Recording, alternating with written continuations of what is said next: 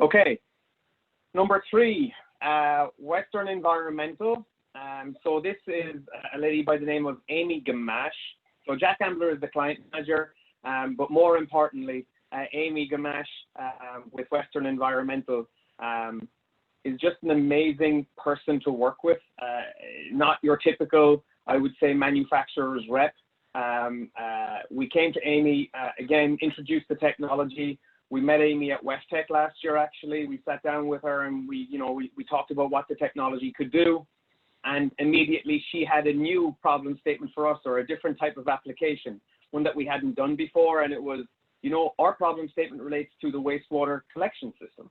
And we can't afford, or it's very awkward for us to put the traditional type sensors or do grab sample analysis from wastewater collection system environments, because they're hard to get to. Nobody wants to be going down there. And what we need better sensors, or we certainly need better data that's going to allow us to extract that signal, but do it in a low maintenance way where we don't have to go back down there every other month or every week to clean sensors or take manual samples. So to work with a manufacturer's rep who has the capacity to test something with us, validate it with us, and then introduce it to her client base is remarkable. So that was, the general problem statement was that we have a collection system. We need to be able to more accurately understand where the wastewater and what the wastewater quality is coming from different parts of the collection system. And the key thing here is some of their existing costs were quite prohibitive. So for example, it was costing them up to $100,000 per annum to do manual type analysis at some of those locations. So the question is, could a bioelectrode sensor, could a sensor that's taking that real-time information from the biofilm in those collection systems be a better substitute or surrogate for that information? And could we deploy those systems in the wastewater collection system and provide that real-time signal? So in this case, you know what, Jack, I'll hand this over to you. You were intimately involved in how this was installed. Jack actually traveled for this install, so I'll let you take it from here.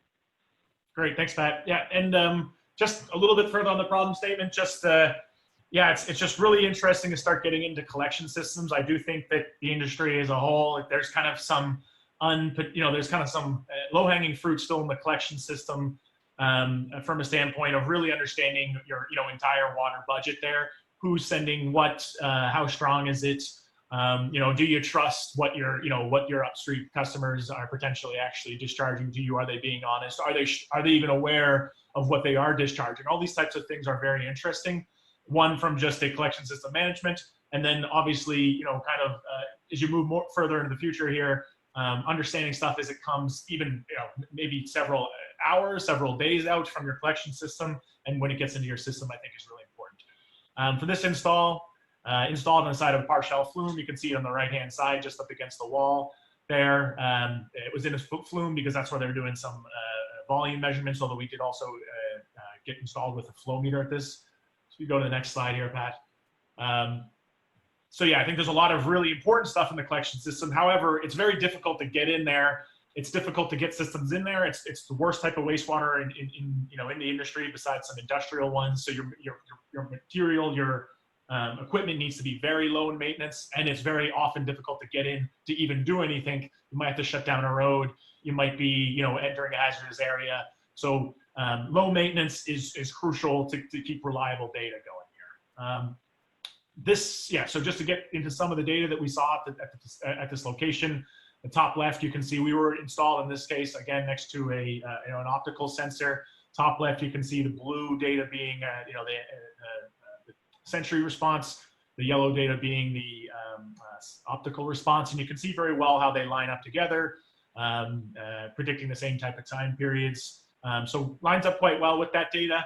Interestingly, for this site, we also see time periods where we diverge from that signal, from that light-based sensor.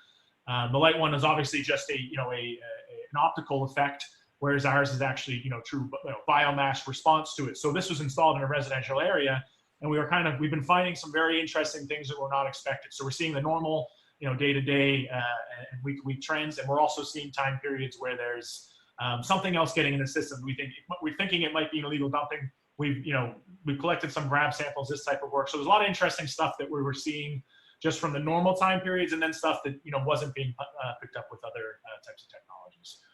And then on the bottom left here, we just did some comparison. This just to show you, this is a weekly, you know, this is how does it perform through the week, what loading goes through, 3 and 6 months sliced, the yellow and the blue lines here. And you can see quite clearly, you know, time periods that it's high loading, time periods slow loading, and what days of the week. So I think that's it on this one.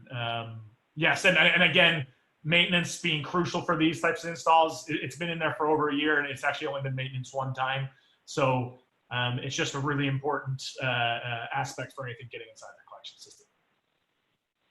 Absolutely fantastic, Jack. Yeah, exactly. So having something that doesn't need to be cleaned, or something that is more fit for purpose in a wastewater environment, is certainly more appropriate for those locations where it's just too expensive or too prohibitive to keep going back down there.